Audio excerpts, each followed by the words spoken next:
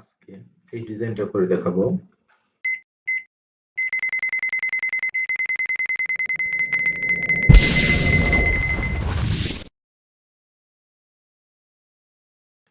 এখানে এক লাইনে কিন্তু 3 mm bolt, 4 mm tube, 2.5 mm, আবার 4 mm, আবার 3 mm বোল্ট, আবার হচ্ছে 4 mm টিউব বিটস। তার মানে এটা কিন্তু আমরা নর্মালি মনে করতে পারি যে আমরা যদি অটো সিকোয়েন্স এইভাবে করি, এইভাবে পুরোটা এক লাইন আমি এইভাবে এক লাইন টানলাম, টানার পর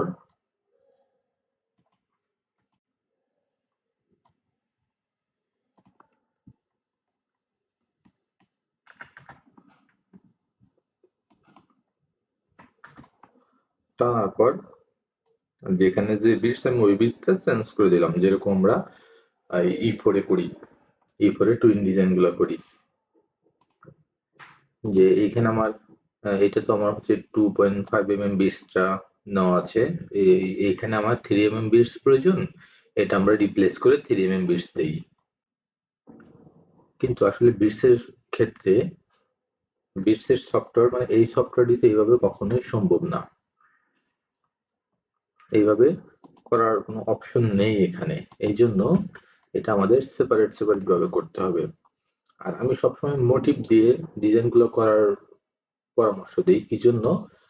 মোটিভের স্টিচের যে স্পেসটা এটা অ্যাকুরেট ভাবে থাকে। আর আমি যদি এখান থেকে অটোতে নেই, অটোতে অনেক সময় স্পেসিং অনেক সমস্যা করে, স্পেসিং এর জন্য সমস্যা হয়, যেটার জন্য আমি সবসময় পরামর্শ দিই বিটসের ডিজাইন সবসময় আপনারা মোটিভ স্টিচ তৈরি করে করবেন। কিভাবে মোটিভ স্টিচ তৈরি করবেন আমার পেজে ভিডিও দেওয়া আছে, ওখান থেকে আপনারা দেখে নিতে পারেন।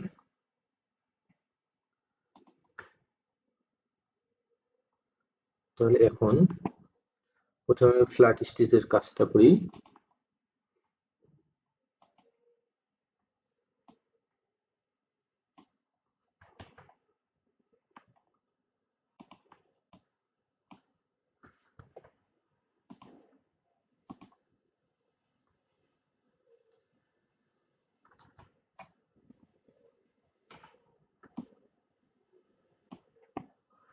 প্রথমে ফ্ল্যাট স্টিচটা দিলাম, আর এটা আন্ডারলে আন্ডারলে দেওয়ার জন্য যে এইখানে আন্ডারলে অটো আন্ডারলে আছে, এখানে আমি রাইট বাটন ক্লিক করলাম, আমি এখান থেকে আন্ডারলে গুলো সিলেক্ট করে দিলাম। ওকে, আমি যদি লক স্টিচ দিতে চাই এখান থেকে আমি লক স্টিচ দেবো, এবং এটা যদি আমরা প্রপার্টিস যাই তাহলে এভাবে প্রপার্টিস আসতে পারবো। তাহলে এখানে দিলাম, তারপর হচ্ছে আমি কালারটা চেঞ্জ করে নিলাম। প্রথমে আমি 3 mm সিকুয়েন্সের কাজটা করব। অটো সিকুয়েন্সটা নিলাম, নেওয়ার পরে সিকুয়েন্সের এ, দেখুন ওইখানে কিন্তু আমার বিটসের এ ছিল, আমার সিকুয়েন্সের এ ইউজ করতে হবে, যেহেতু আমি সিকুয়েন্সের কাজটা করব।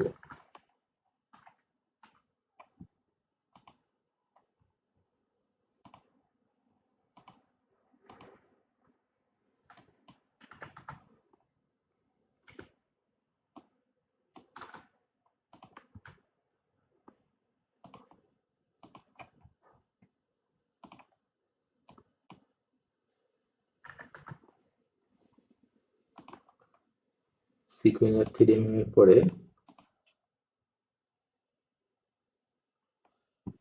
3 mm এর পরে আমি এই 5 mm সিকুয়েন্সের কাজ করব।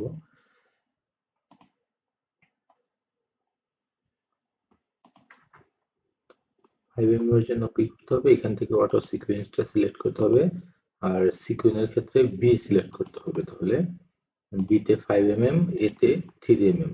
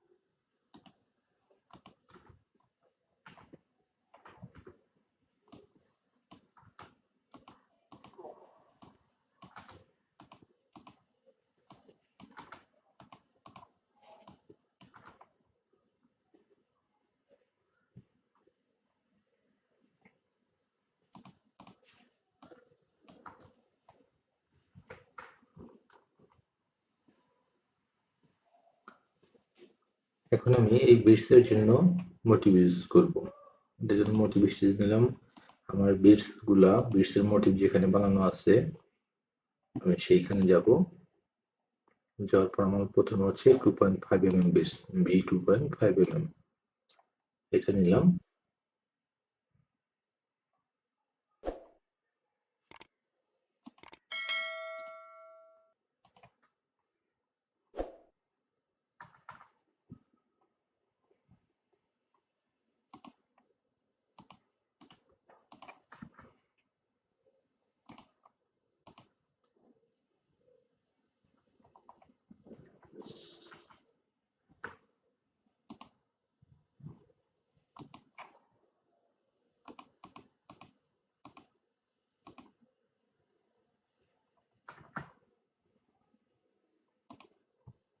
আমি এইটুকু বিটস হচ্ছে সেপারেট ভাবে বানাবো, যেহেতু শেপটা এই বিটস আর নিচের বিটস গুলো আলাদা।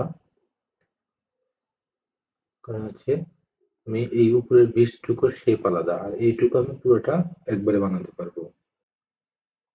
এই জন্য আমি এইটুকু সেপারেট ভাবে আগে বানিয়ে নিব।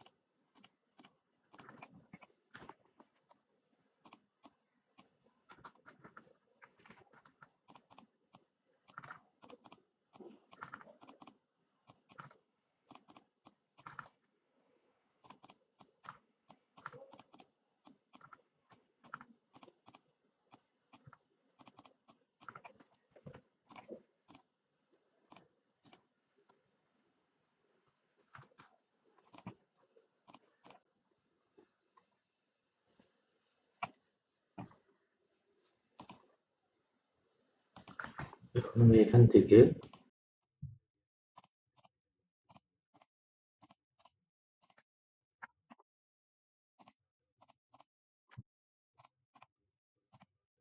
এরকম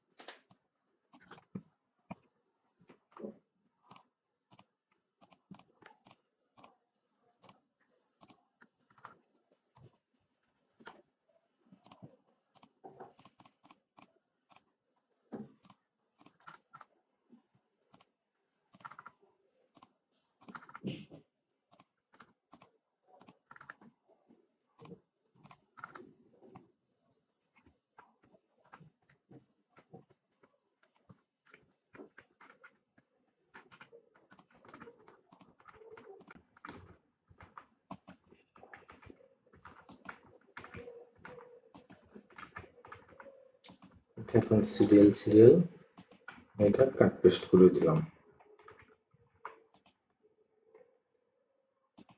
করে দেওয়ার পরে এখন হচ্ছে আমি এটা নিলাম, তারপর মোটিভ আবারও চেঞ্জ করলাম 4 mm,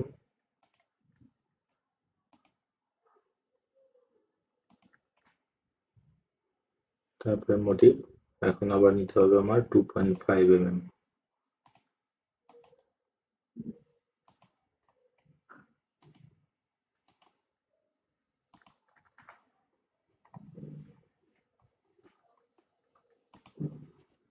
আবার চেঞ্জ করতে হবে 4 mm।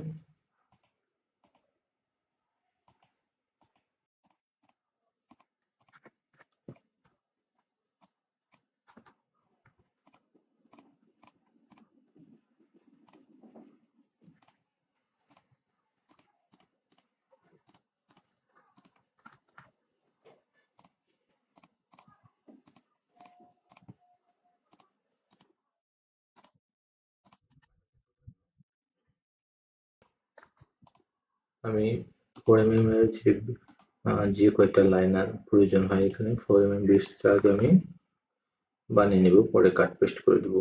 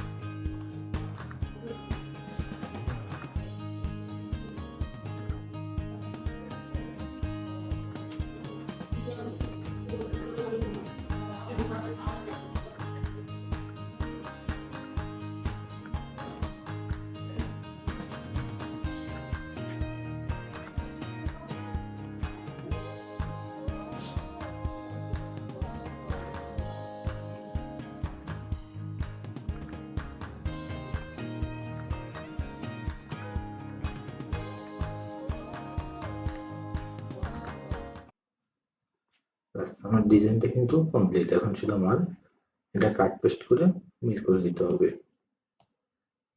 কারণ আমি যদি সেপারেট সেপারেট ভাবে একসাথে কাট পেস্ট করে বানিয়ে ডিজাইনটা করতে নিতাম, তাহলে সময়ের প্রয়োজন হতো অনেক, কারণ বারে বারে আমার মডিফটা চেঞ্জ করা লাগতো।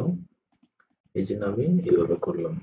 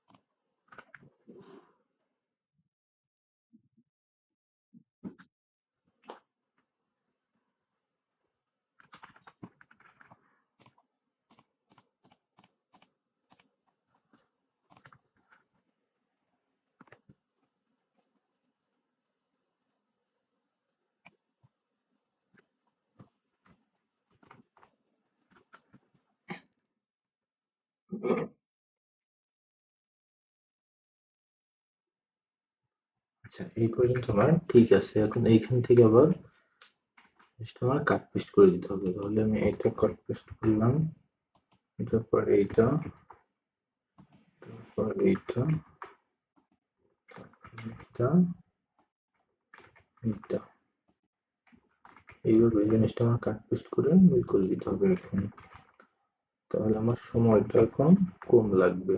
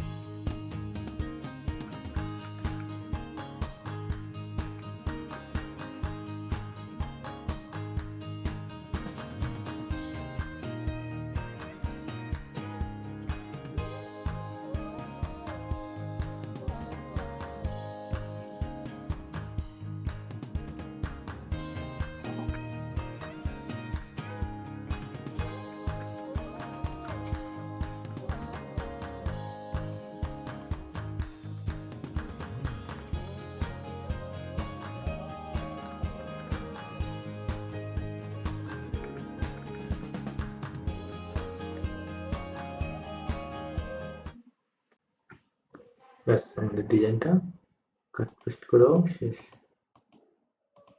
দেখুন ফাইনালি ডিজাইনটা কি ইফেক্ট দাঁড়ালো।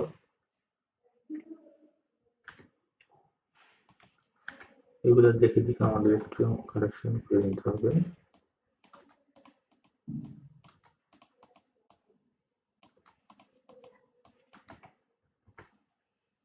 ফাইনালি ডিজাইনটা দাঁড়ালো এইটা।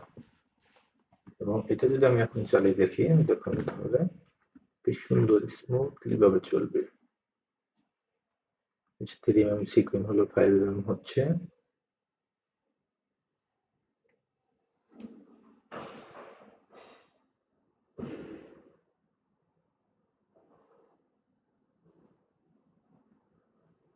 হচ্ছে 2.5 mm বিটস এটা।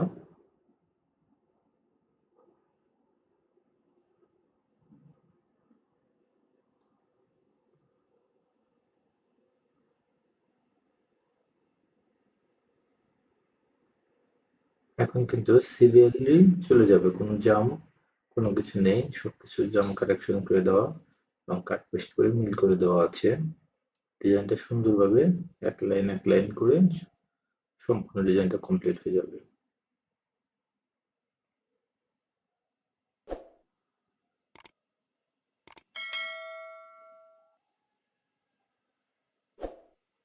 তো আশা করি আপনারা ডিজাইনটা এখন করতে পারবেন, ডিজাইনটা সম্পর্কে ধারণা পেয়েছেন, বুঝতে পেরেছেন। এরকম আরো ভিডিও পেতে চ্যানেলটির সাথে থাকুন।